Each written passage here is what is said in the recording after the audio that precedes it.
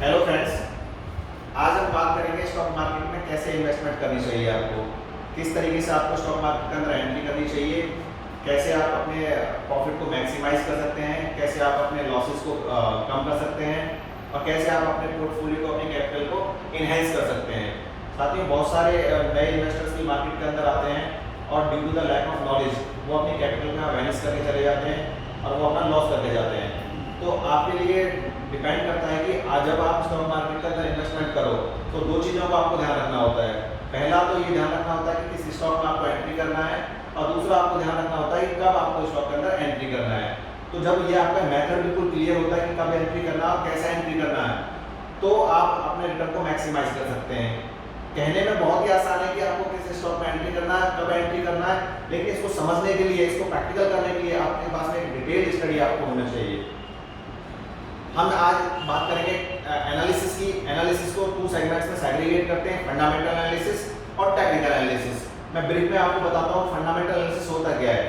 Fundamental analysis जब आप करते हैं तो आपके पास में एक certain knowledge, certain education, certain qualification और सर्टेन टीम होनी चाहिए जिसके बिहाफ पर आप कंपनीज के auditor reports, balance sheets, profit and loss account इनको स्टडी करना आपको आना चाहिए। Financial numbers, insider views, insider जो भी इंफॉर्मेशन है, मैनेजमेंट का जो भी डिसीजन पॉलिसीज हैं, कंपनी की जो भी पॉलिसीज हैं, रेगुलर बेसिस पे आप उनको स्टडी करते रहते हैं और आपको उनके बारे में अपडेट रहना होता है। जो भी मार्केट में उससे रिलेटेड न्यूज़ निकल कर आता है उस पर आपको आपका क्लोज वॉच आपको रखना होता है, तभी जाकर आप एक फंडामेंटल एनालिसिस अच्छे से कर सकते हैं और आप एक अच्छे फंडामेंटल एनालिसिस कर पाते हैं। इसमें इसका एक पार्ट रहता है पूरी रिसर्च जिसमें हम फाइनेंशियल मॉडलिंग करते हैं, लेकिन वो बहुत ही डिटेल स्टडी है, बहुत वास्ट स्टडी है। जैसा कि मैं आपको बता भी रहा था, उसके लिए एक सर्टेन नॉलेज, सर्टेन एक्सपीरियंस और सर्टेन क्वालिफिकेशन का जरूरत होता है। तो जैसे कि आम इन्वेस्टर आज के टाइम में आप देख रहे हैं बहुत सारे इन्वेस्टर शेयर मार्केट के अंदर एंट्री करते हैं, लेकिन उन सबके लिए ये पॉसिबल नहीं है। आज ज्यादातर लोगों के पास में कंप्यूटर्स हैं, स्मार्टफोन है। जो भी इन्वेस्टर शेयर मार्केट के अंदर अपना इन्वेस्टमेंट करता है उस सभी के पास में कंप्यूटर और स्मार्टफोन होते हैं, तो उन्हें टेक्निकल एनालिसिस पर अपना फोकस करना चाहिए। टेक्निकल एनालिसिस बेसिकली होता क्या है? Technical analysis is the way to forecasting the price by the getting generated historical data over the period of time. एक टाइम पर आपके पास में जो हिस्टोरिकल डाटा होता है उस हिस्टोरिकल डाटा के बिहार पर आप फ्यूचर को फोरकास्ट करते हैं, उसके प्राइस को फोरकास्ट करते हैं। ये एक ऐसा मेथड है जिसमें आप थोड़े ही टाइम में काफी सारे स्टॉक्स को स्टडी कर पाते हैं। आपने एनएससी के 200 स्टॉक लिए, 200 स्टॉक को आपने स्टडी किया, उसमें से 4-5 पिक आप अपने लिए वैल्यू पिक आप निकालिए। अगर आप जैसे जैसे आपका एक्सपीरियंस बढ़ता जाता है, एनालिसिस पर आपकी पकड़ बनती जाती है, वैसे वैसे आपका साइकोलॉजिकल उसको देखने का जो तरीका होता है, नजरिया जो होता है वो वास्ट होता चला जाता है, स्ट्रांग होता चला जाता है। तो बेसिकली टेक्निकल एनालिसिस क्या है? एक चार्टिंग एनालिसिस है। ये एक आपको पिक्चोरियल ग्राफिक विजन देता है। ये चार्ट्स के जरिए आपको मिलेगा, बहुत सारे चार्ट्स हैं, बहुत सारे चार्टिंग सॉफ्टवेयर्स हैं मार्केट में अवेलेबल हैं, वो आप हायर कर सकते हैं, बोरो कर सकते हैं और अपनी नॉलेज को लगातार एनहांस करने के लिए लगातार टेक्निकल एनालिसिस पर प्रैक्टिस कर सकते हैं साथियों। तो अभी हमने बताया इसको दोनों सेगमेंट हमने बताया, फंडामेंटल एनालिसिस और टेक्निकल एनालिसिस। अब टेक्निकल एनालिसिस में जो इसका बेसिक जो एजम्पशंस हैं उन एजम्पशंस के बारे में हम लोग चर्चा करेंगे कि टेक्निकल एनालिसिस के अंदर बेसिक कौन से एजम्पशंस हैं जिसके ऊपर टेक्निकल एनालिसिस काम करता है। पहला एजम्पशन है the market discounts everything.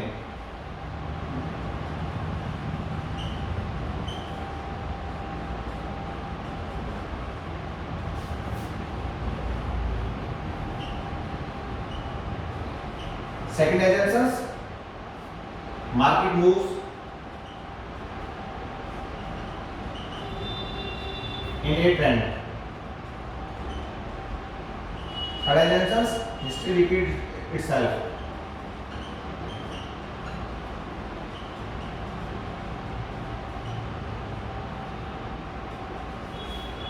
Market discount everything.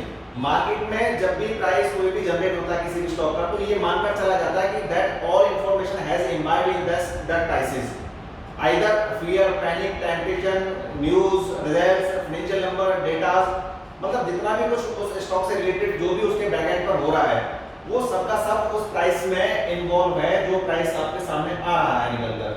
जो भी जिस भी पैटर्न पर आप स्टडी कर रहे हैं उसमें जो भी प्राइसेस आपके सामने आ रहा है, उसके जो दिन के हाईज बने, जो लोज बने, जो उसका ओपनिंग था, जो क्लोजिंग था, जो भी ट्रेडिंग का जो उसका सर्टेन जो टाइम फ्रेम पर जो भी उसने ट्रेड किया है, जैसे कि उसमें वॉल्यूम जनरेट हुए हैं, जो भी डिमांड और सप्लाई उसमें जनरेट हुई है, तो ये मानकर चला जाता है कि वो सब के सब उस प्राइस में डिस्काउंटेड है ऑलरेडी। वो सारी चीजें मार्केट पहले से ही पता कर चलता है, तभी जाकर उसके प्राइस का जो पैटर्न होता है वो तैयार होता है। अगला है कि market moves in A trend. Market कभी भी रैंडमली मूव नहीं करता, मार्केट हमेशा एक ट्रेंड के अंदर मूव करता है, और एक ट्रेंड सेट होने के बाद में जब उस ट्रेंड को एग्जॉस्ट होना होता है, जब उस ट्रेंड को खत्म होना होता है, तो मार्केट फिर से उसके बाद निकलकर उस ट्रेंड से फिर से एक मार्केट दूसरा ट्रेंड सेट करती है। मार्केट कभी भी जिगजैग रैंडमली ट्रेड नहीं करती, वो एक ट्रेंड के अंदर मूव करती है और ट्रेंड के साथ ही चलती है। जब वो ट्रेंड को खत्म होना होता है तो उसके बाद एक नया ट्रेंड मार्केट का स्टार्ट हो जाता है। तीसरा एग्जांपल क्या है स्टॉक मार्केट में टेक्निकल एनालिसिस का? History repeat itself. एक ये ह्यूमन बिहेव है कि जैसा जिसका बिहेव होता है वो बदलता नहीं है, तो ये समय के साथ में ये रिपीट होता है, और जिस चीजों को हम लोग चार्ट के अंदर स्टॉक के अंदर पीछे देखते हैं वही चीजें रिपीट होकर वापस आती हैं, ये अपने आप को रिपीट करता है। तो उस हिस्ट्री के बिहाव पर हम फ्यूचर को फोरकास्ट करने का काम करते हैं। So we can say history repeat itself. तो तीन बेसिक एजम्पशंस हैं जिनके बेसिस पर स्टॉक मार्केट काम करता है। अभी हम इसके इंपोर्टेंस के बारे में बात करेंगे कि इसको टेक्निकल एनालिसिस के इंपोर्टेंस क्या है। टेक्निकल एनालिसिस जब आप करने लग जाते हैं तो आपको बेहतर रिस्क रिवॉर्ड रेशो समझ में आ जाता है। किसी स्टॉक के अंदर, पर्टिकुलर स्टॉक के अंदर आपने एंट्री अगर किया तो आपको पता लग जाता है कि आपको किस लेवल पर जाकर स्टॉक्स को काटना है, कहां पे अपने प्रॉफिट्स को रीप करना है। अगर इन केस वो लॉसेस में भी जाता है तो लॉसेस में भी कहां जाके आपको अपना स्टॉक काटना है। तो एक बेहतर रिस्क रिवॉर्ड रेशो मिलता है।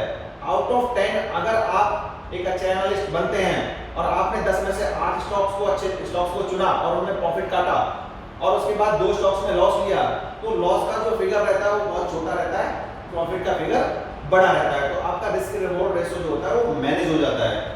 Better know about the entry and exit points. आपको ये पता होता है कि आपको कब उसमें एंट्री करना है और कहां से आपको एग्जिट करना है। आपने एंट्री किया, आपका प्रॉफिट आ रहा है, लेकिन आपको प्रॉफिट नहीं काटा, आपको क्योंकि पता नहीं है, वापस से वो लॉस में कन्वर्ट हो जाता है। तो टेक्निकल एनालिसिस के जरिए आपको एंट्री करने के बाद में उसके एग्जिट के बारे में भी जानकारी होती है। आप अपने कैपिटल को मैक्सिमाइज करते हैं, आप अपने रिटर्न्स को बढ़ाते हैं। तो ये सारे के सारे इंपोर्टेंस इसके टेक्निकल एनालिसिस के होते हैं। अभी हम बात करेंगे चार्टिंग के बारे में, क्योंकि पूरा का पूरा टेक्निकल एनालिसिस का जो स्टडी होता है वो बेस्ड होता है चार्टिंग के ऊपर। जब हम चार्टिंग की बात करेंगे तो चार्टिंग क्या है, अभी मैं बता भी रहा था आपको। चार्टिंग एक ग्राफिकल विजन है, एक पिक्चोरियल ग्राफिकल विजन है जिसके जरिए आप एनालिसिस कर पाते हैं। इसको सेग्रीगेट करते हैं, line chart, point and figure chart,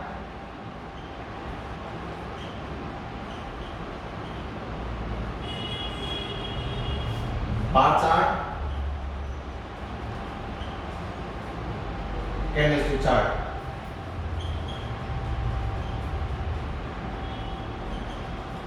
तो चार्टिंग की मेथड है line chart, point and figure chart, bar chart and candlestick chart. Line chart सिर्फ क्लोजिंग प्राइस देता है आपको, ओपन हाई लो नहीं देता, इसलिए लाइन चार्ट को कुछ लोग स्टडी करते हैं लाइन चार्ट को, लेकिन अमूमन ये प्रेफरेबल नहीं है।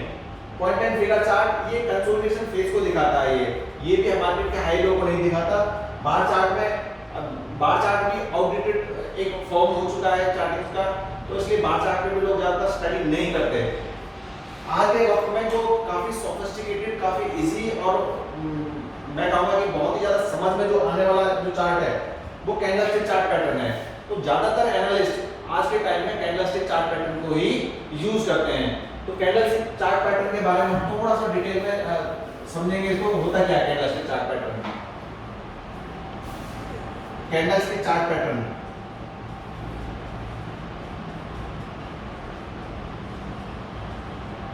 इसको 4 फेज में डिवाइड करते हैं। एंटी ग्रीन,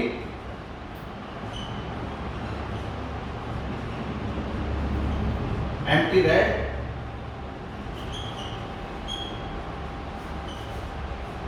शेडेड ग्रीन,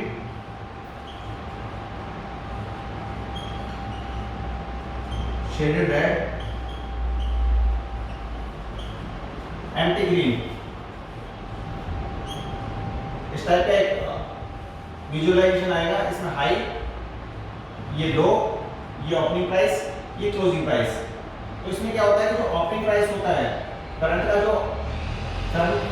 जो ओपनिंग प्राइस है,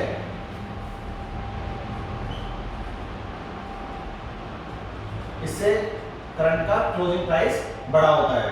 जहां पे मार्केट ओपन हुआ है, मार्केट ओपन होने के बाद में इसका क्लोजिंग ऊपर रहता है।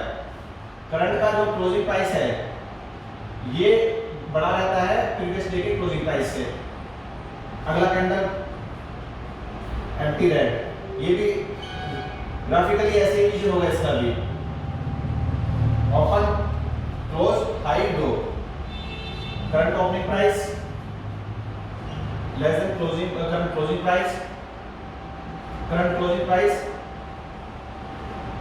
Less than previous closing price. अगला है शेडेड ग्रीन। ये कैंडल शेडेड होती है, ये फिल कैंडल होती है, भरी हुई कैंडल होती है। इसमें ओपन ऊपर होता है, क्लोज नीचे होता है, लो, हाई। इसमें जो करंट का ओपनिंग प्राइस होता है, current opening price is higher than current closing price and current close price less than higher than previous closing price. इसमें क्या होता है शेडेड रेड के अंदर? Open, close, low, high. Current opening price current closing price से बड़ा होता है, current closing price less than previous closing price. तो ये एक फिगर है, ये आपको समझनी होगी। Empty green, empty red, shaded green, shaded red. Empty green में क्या होता है कि जब मार्केट बुल फेस में होता है, बुल रन में जब मार्केट होता है, बाइंग की तरफ जब मार्केट होता है, तब ये एक एम्प्टी ग्रीन कैंडल बनता है। एम्प्टी ग्रीन में क्या होता है, मार्केट ओपन जहां पर होता है उससे ऊपर में क्लोज होता है, और पिछले दिन के कंपैरिजन में, मतलब पिछले दिन क्या मतलब है, पिछली कैंडल के कंपैरिजन में भी ये प्लस में रहता है, बुल रन में रहता है। एम्प्टी रेड के अंदर क्या होता है, एम्प्टी रेड के अंदर मार्केट जिस कैंडल पर ओपन होता है उससे क्लोजिंग प्राइस ज्यादा होता है। जहां पर ओपन होता है, ओपन से ऊपर क्लोज हुआ होता है, लेकिन जब इसको हम प्रीवियस कैंडल के साथ में आप स्टडी करते हैं, कंपेयर करते हैं, तो प्रीवियस कैंडल के कंपैरिजन में इसका क्लोजिंग प्राइस लेस रहता है। शेडेड ग्रीन में क्या होता है, शेडेड ग्रीन में होता है कि प्रीवियस डे के हिसाब से तो आज का जो कैंडल है वो कैंडल पॉजिटिव क्लोज करता है, लेकिन जो आज ओपन हुआ था, ओपन से ये कम पर जाकर क्लोज होता है, ये शेडेड ग्रीन है। शेडेड रेड में क्या है, शेडेड रेड में आज का जो ओपनिंग प्राइस है उससे क्लोजिंग प्राइस कम है, और कल के क्लोजिंग प्राइस से भी आज का क्लोजिंग प्राइस कम है। तो जो रेड वाला जो कैंडल है, चाहे वो शेडेड रेड हो चाहे वो एम्प्टी रेड हो, दोनों के दोनों बियर फेस को बताते हैं। प्रीवियस कैंडल के साथ में कंपैरिजन करते हैं, तो अगर करंट में उसी कैंडल पे स्टडी करते हैं, तो जो एम्प्टी कैंडल्स हैं ये बुल फेस को बताते हैं, जहां पर मार्केट ओपन हुआ होता है, मार्केट उससे ऊपर क्लोज हुआ होता है। अगर प्रीवियस कैंडल से स्टडी करते हैं तो रेड जो कैंडल है वो बियर फेस को बताती हैं, और एम्प्टी जो कैंडल्स हैं वो बुल फेस को बताती हैं। तो ये पूरा का पूरा स्टडी कैंडलस्टिक मेथड के ऊपर, कैंडलस्टिक चार्ट के ऊपर।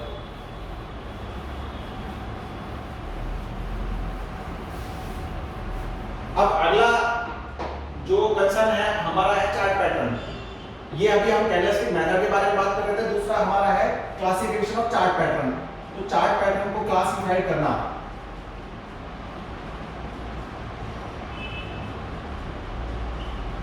अभी हम बात कर रहे थे कि मार्केट एक ट्रेंड पर मूव करता है, तो ट्रेंड सेट होते हैं, ट्रेंड एक सर्टेन टाइम पर जाकर एग्जॉस्ट भी होते हैं, ट्रेंड कंटिन्यू भी रहते हैं, ट्रेंड एक डायरेक्शन में भी मूव करते हैं। तो वो तीनों के तीनों ट्रेंड हम लोग इसमें चार्ट पैटर्न के अंदर स्टडी करेंगे। Reversal pattern,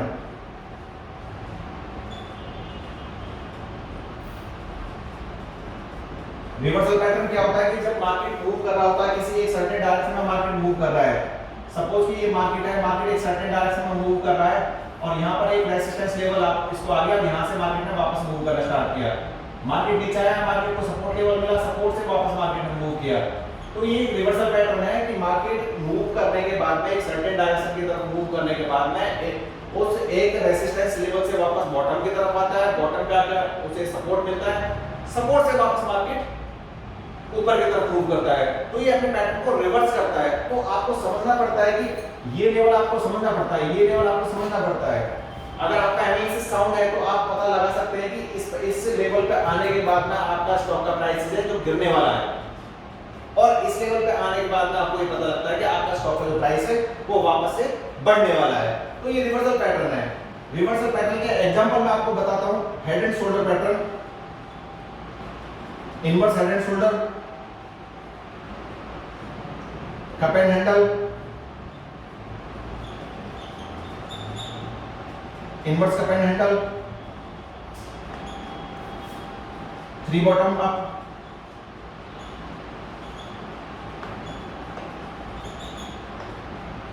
to bottom up,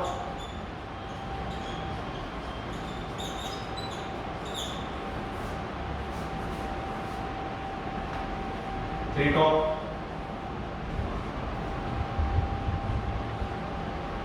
three top, two top. ये कुछ पैटर्न है। इनके बारे में हम और ज्यादा जब सिर्फ हम पैटर्न को स्टडी कर रहे होंगे, इनके बारे में थोड़ा डिटेल में तभी बताऊंगा आपको। मैं बेसिक्स आपको बताता हूं, जैसे कि मैंने इस चार्ट पैटर्न के बारे में, रिवर्सल पैटर्न के बारे में आपको बताया। रिवर्सल पैटर्न के ये कुछ एग्जांपल हैं। हेड एंड शोल्डर हो गया, इन्वर्टेड हेड एंड शोल्डर हो गया, कप एंड हैंडल हो गया, इन्वर्टेड कप एंड हैंडल हो गया, थ्री टॉप हो गए, थ्री बॉटम हो गए, टू टॉप हो गए, टू बॉटम हो गए। ये सारे के सारे रिवर्सल पैटर्न के अंदर आते हैं। अगला पैटर्न कौन सा? अगला पैटर्न हमारा है कंटिन्यूएशन पैटर्न। कंटिन्यूएशन पैटर्न में क्या होता है कि मार्केट एक फेज में मूव करता रहता है लगातार, और एक फेज में मूव करने के बाद में मार्केट ब्रीथ करता है। जैसे कि ये मार्केट है, मार्केट है एक बुलरन ले रखा है, मार्केट एक डायरेक्शन के अंदर मूव करता है, लेकिन एक सर्टेन टाइम के बाद आने के बाद में ये ब्रीथ करने लग जाता है इस तरीके से। तो ये वाला जो फेस होता है वो वाला फेस होता है कंसोलिडेशन फेस। मार्केट एक बार बुलरन में थी, मार्केट लगातार कंटिन्यूअसली ऊपर जा रही थी, लेकिन उसके बाद में मार्केट ने ब्रीथ करना स्टार्ट कर दिया, इसने रेस्ट लेना स्टार्ट कर दिया। This phase would be called as a consolidation phase. लेकिन होगा क्या, कंसोलिडेशन फेस के बाद ना फिर से मार्केट वापस ऊपर की तरफ अपवर्ड मूवमेंट करेगा। तो जब कंसोलिडेशन मार्केट का फेस खत्म होगा तो मार्केट वापस से रिज्यूम कर लेगा उसी डायरेक्शन को जिस डायरेक्शन में मार्केट पहले से मूव कर रहा था। अगर ये नीचे की साइड में मूव कर रहा है, डाउन साइड में, अगर बियर इस पे स्ट्रांग है बुल के कंपैरिजन में, तो वहां पर जाकर भाई क्या होता है, एक टाइम बाद एक कंसोलिडेशन फेस अगर उसको आता है तो आपको यहां समझना होगा। अगर आप एक अच्छे एनालिस्ट हैं, आपको एनालिसिस की समझ है, तो आपको समझ में आ जाएगा कि मार्केट यहां पे आकर रुका नहीं है। मार्केट यहां आने के बाद में इस कंसोलिडेशन फेज को खत्म करने के बाद में मार्केट वापस से ब्रेक होने का प्रोबेबिलिटी है पूरा। और होगा क्या, एक सर्टेन टाइम के बाद मार्केट फिर से नीचे की तरफ ब्रेक हो जाएगा। तो कंटिन्यूएशन पैटर्न में क्या होता है, बेसिकली उसी डायरेक्शन में मार्केट मूव करता रहता है, एक टाइम के लिए कंसोलिडेट होता है, ब्रीथ करता है, वापस से रिज्यूम होकर मार्केट उसी डायरेक्शन में चला जाता है। कंटिन्यूएशन फेज के एग्जांपल कौन कौन से हैं? Symmetrical triangle,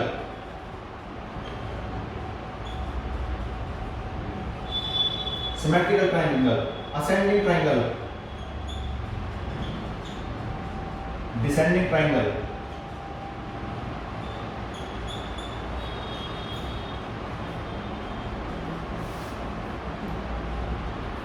symmetrical flag, flag होते फ्लैग, फ्लैग में सेम सिमेट्रिकल, डिसेंडिंग, असेंडिंग, तीनों होते हैं, डिसेंडिंग, असेंडिंग और सिमेट्रिकल फ्लैग के अंदर।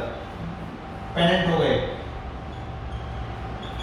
पेनेंट में भी सेम सिमेट्रिकल, असेंडिंग, डिसेंडिंग, तीनों के तीनों पेनेंट के अंदर जाते हैं। रेक्टेंगल,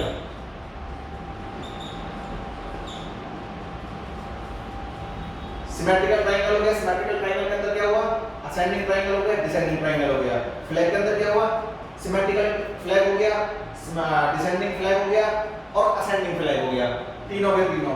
पेनेंट्स के अंदर भी यही होता है, असेंडिंग, डिसेंडिंग एंड सिमेट्रिकल, और सेम ही रेक्टेंगल के अंदर होता है। कंटिन्यूएशन पैटर्न के बारे में आपको बता ही चुका हूं। अगला होता है trend, trend pattern. Trend pattern में क्या होता है, बेसिकली जैसे कि मैं अभी आपको एक एग्जम्पशंस के बारे में बता भी रहा था, स्टॉक मार्केट का एग्जम्पशंस की market move in A trend. तो मार्केट क्या करता है, मार्केट एक ट्रेंड के अंदर मूव करता है, मैं अभी आपको बता भी रहा था। मार्केट कंटिन्यूअसली ट्रेंड के अंदर मूव करता है, और वो ट्रेंड में मार्केट कब तक चलता है, तब तक वो ट्रेंड एग्जॉस्ट नहीं हो जाता, वो ट्रेंड खत्म नहीं हो जाता, और वो ट्रेंड खत्म होने के बाद में, एग्जॉस्ट होने के बाद में फिर से मार्केट नया एक ट्रेंड सेट कर लेता है।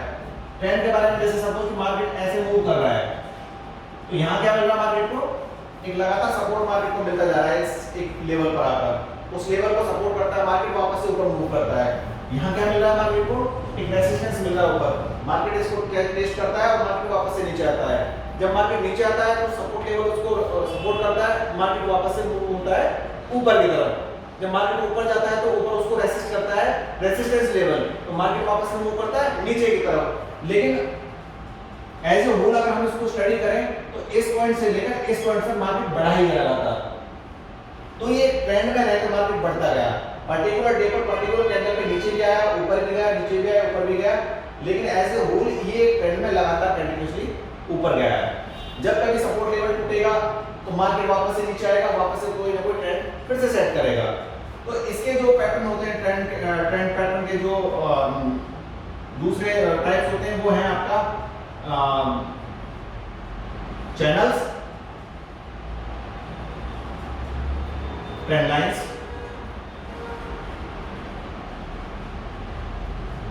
गैप्स। चैनल जैसे कि मैं आपको दिखाई रहा था अभी, ये चैनल है। ट्रेंड लाइन अगर मैं इसको सिंगल आपको कर देता हूँ, ये ट्रेंड लाइन है, तो मार्केट सपोर्ट लेता हुआ चलता है या फिर उसको रेसिस्ट करता हुआ चलता है। तो ये एक ट्रेंड पैटर्न के अंदर हमारे 3 सेगमेंट आते हैं, चैनल, ट्रेंड लाइन और गैप। अभी हमने पूरा का पूरा जो चार्ट का पैटर्न था वो स्टडी किया। चार्ट पैटर्न में हमने देखा कि रिवर्सल पैटर्न, कंटिन्यूएशन पैटर्न और ट्रेंड पैटर्न को स्टडी किया डिटेल में। हमने आपको अगली क्लासेस में इनके बारे में डिटेल में हम लोग बताएंगे, इंडिकेटर्स के बारे में हम आपको बताएंगे, हम आपको इन पैटर्न्स के बारे में बताएंगे, और जैसा कि मैं कह रहा था कि कैंडलस्टिक पैटर्न, कैंडलस्टिक मेथड, उसके बारे में डिटेल में बहुत सारी कैंडल्स हैं जिनको हम समझेंगे, जिनसे हमें उनके बुल फेस का, उनके बियर फेस का, उसके डिमांड और सप्लाई का एक एग्जैक्ट हमें अंदाजा पड़ेगा, हमें उसके बारे में पता लगेगा। तो अगली क्लास में हम लोग लेंगे तो हम कैंडलस्टिक पैटर्न के बारे में, चार्ट पैटर्न्स के बारे में, इसके इंडिकेटर्स के बारे में आपको बताएंगे। आज के लिए इतना ही। Thank you very much.